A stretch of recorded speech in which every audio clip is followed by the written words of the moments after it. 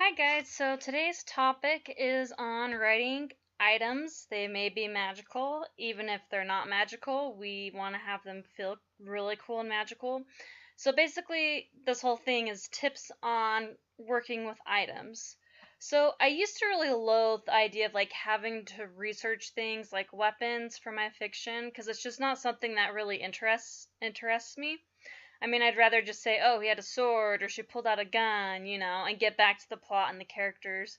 But I know some items, especially if they are important to the main character, should be specific. They should have names, either like technical names, given names, and this just wasn't something that interested me. But one day, as I was thinking about this part of the writing process, it really kind of came alive to me when I applied it to the Zelda games. If you've ever played the Zelda games, haven't played all of them. I don't consider myself a gamer, but those are some games that I do really like and have a lot of fun with. So in Zelda, if you're not familiar with it, the main character, his name's Link, not Zelda, but the main character, he collects a lot of really cool, fun items that you get to use throughout the game. And as I was kind of looking at this, a few things clicked with me about writing items in a story and how you can do it well and what works good. So whether you write like speculative fiction, like fantasy or science fiction, or you stick to like the real world, you can get something out of this video. Even if your character's items aren't like literally magical, they can have kind of a magical appeal to them because of what they're important about. So I have a few, so this is based on a blog post, like pretty much all my videos are. So I've listed out some different types of items. I'm not going to go through all of them that I have here because it will make the video pretty long, and I have a 15-minute limit on my YouTube videos. Okay, so anyway, so if you want to go through those categories more, I'll have the link in the blog, in the description of the video. But basically there's weapons, right? So we've got our guns, swords, axes, things like that. I'm sure you can imagine. I give a lot of examples. Then we have attire, right? What the character's wearing. There's lots of different things a character might wear that might be significant.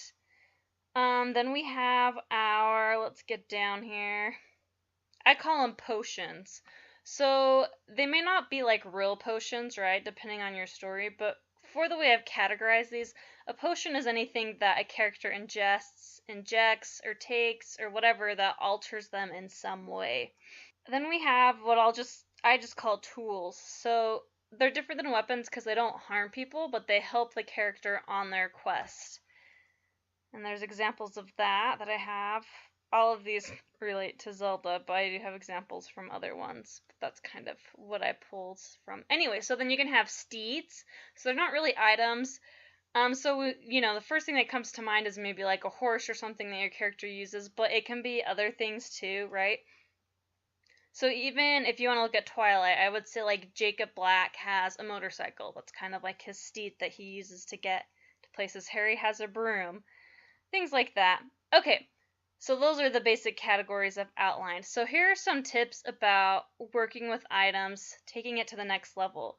So one of the first things to look at is perhaps wish fulfillment. So in writing, I often think of like how the story, setting, and heroes, they should either be, well, most of the time they should either be relatable or they should have an element that's like wish fulfillment for the reader. We like reading about people that are like us, and we like reading about people that we wish we were.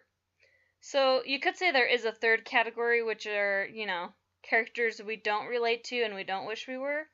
And that's a lot harder to pull off in fiction, but it is still possible, especially if it's something very alien to us that kind of shocks or fascinates us. Maybe like, you think of a dystopian setting might fit into that example. But generally speaking, when it comes to our characters' items, the main thing they should fit into probably is wish fulfillment in some way. So your character's weapons, attire, potions, tools, and steeds should have this cool factor. They should make us wish we had them. That's the first step to taking an item from ordinary to awesome. So you might make your item just really extraordinary. In Brandon Sanderson's Mistborn series, his protagonist wears what's called a mist cloak, right? So has to do with attire. A regular cloak is kind of cool, especially like in the fantasy world, or even just if you look at superheroes have capes and stuff, kind of plays into that. Harry Potter, they have cloaks. So that's all pretty cool, but a mist cloak is a cloak, it's a cloak that he took and he made it cooler because it's this fabric that's cut in these long strips so that whenever the protagonist is like leaping or fighting or running, it just looks really awesome. I mean, even though you can't actually see it because it's a novel, right? But you can totally envision how cool it's going to look. It has a cool factor. So Brandon Sanderson took something ordinary and he tweaked it to make it really extraordinary.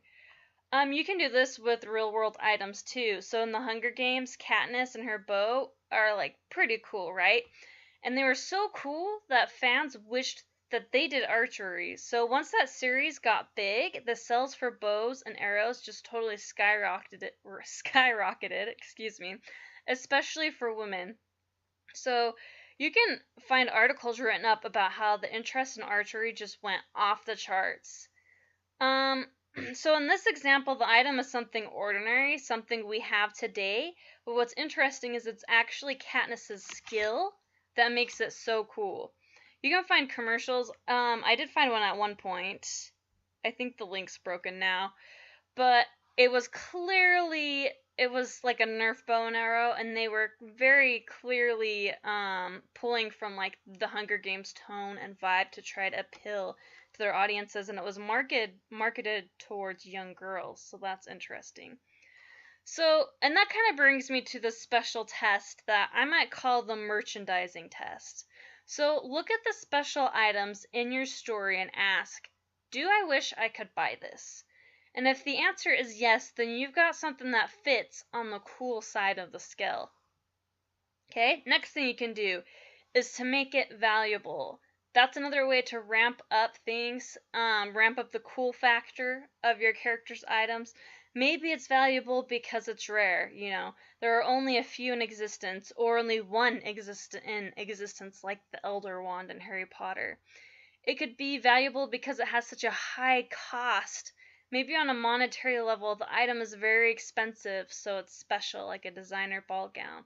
Or maybe it's not even like a monetary cost, but it was like a sacrificial cost. Like your character had to venture through this jungle and fight monsters to get it, or it took you years to make. It might be valuable because it's necessary for your character's survival. It's the only way your character can achieve something, right? So finding a way to make it valuable. Then you can personalize your items. So you can make any item special by personalizing it. So in Mockingjay, Katniss gets a specific bow that's specifically designed for her and responds only to her voice in the books. In Harry Potter, each wand is personalized to fit its character in length, wood, and overall appearance. So they're very specific to that person. You can personalize items by giving them like a history, and it may include or may not include your character, but having like some kind of personal history, so like in Zelda, Link has like a personal history with his horse, and that makes it more special. The sword that Frodo gets from Bilbo has a history from its days in the Hobbits. It even has a name, Sting, right? And a story of how it got that name. So you can make certain items personal by giving them names. Most weapons in Middle Earth have names and like histories. Maybe a name like Sting would sound, might not work for your kind of items that you're working with. But it still needs, if the item's important, it might still need some kind of name for specificity. It might not need a name like Sting, but what I mean is like okay, if your character has a gun, instead of like a gun that's special to them, instead of just calling it a gun, give it like the specific name. What is it? It's a long Colt, whatever, I don't know guns that well. But having that specificity there. You can also make your items more personal by giving it a personality. So not all horses act the same, right? Some horses, they might love carrots. Well, maybe a lot of horses do. I don't know that many horses.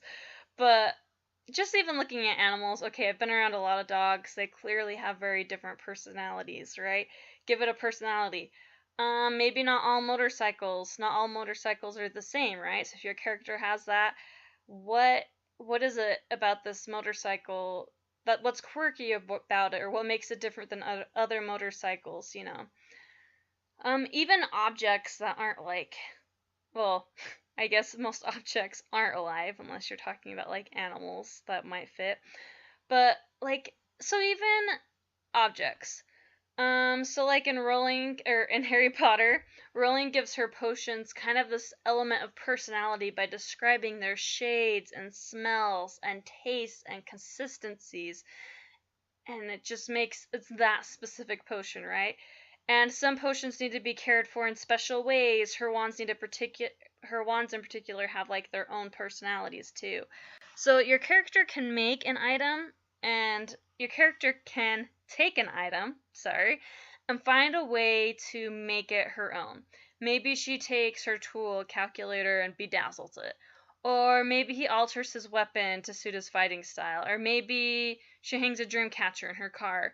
So make it special by giving it detail. In the Hunger Games, when Katniss first gets her Mockingjay pen, Suzanne Collins actually spends like a good amount of words just describing it in detail, to the point that I remember the first time I read it, I was kind of like, okay, come on, like, let's go on.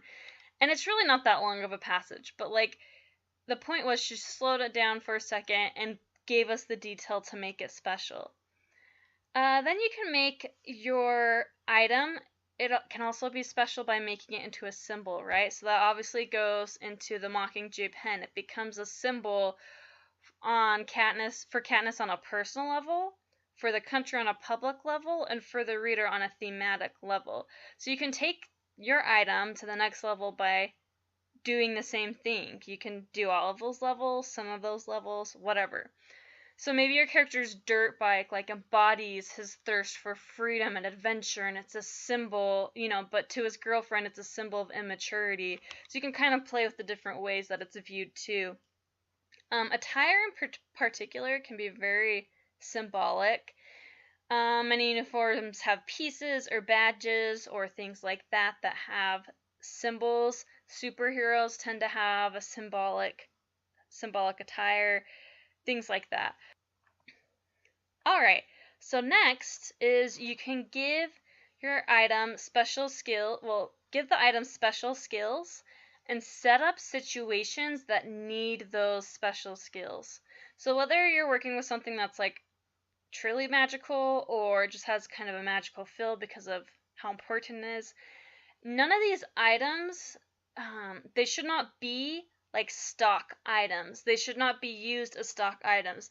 They should be unique with special skills and purposes. So like in Zelda, Link, one of the things he has is a red tunic, but it's not just a red tunic, right? It's a heat-resistant tunic, and it's special, and there are places he can only get to if he wears it. But instead, imagine if he finally got this neat heat-resistant clothes and he only wore it one time when he visited a local market. It'd be like kind of a letdown, right? So your your items should have a role in your story that only they can fulfill, a task only they can complete. So of course, the only way for Link to journey into this volcano, right, is if he has this red tunic on.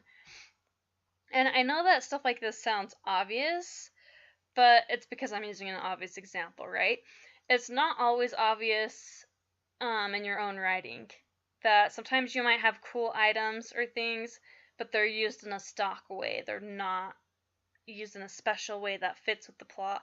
So basically the thing is, also you want to look at, kind of in this vein of thought, think about what neat advantages your magical item has over other items. What are its strengths and weaknesses? Put it to use by creating situations that can illustrate that. So I talked about using its strengths, but you can also flip that and at times work with its weaknesses and how that might be interesting to the story to kind of play around with. You just don't want it to be super generic, right? As always, you can get my latest writing tips at septembercfox.com and subscribe to my YouTube channel. And that's pretty much it. Good luck!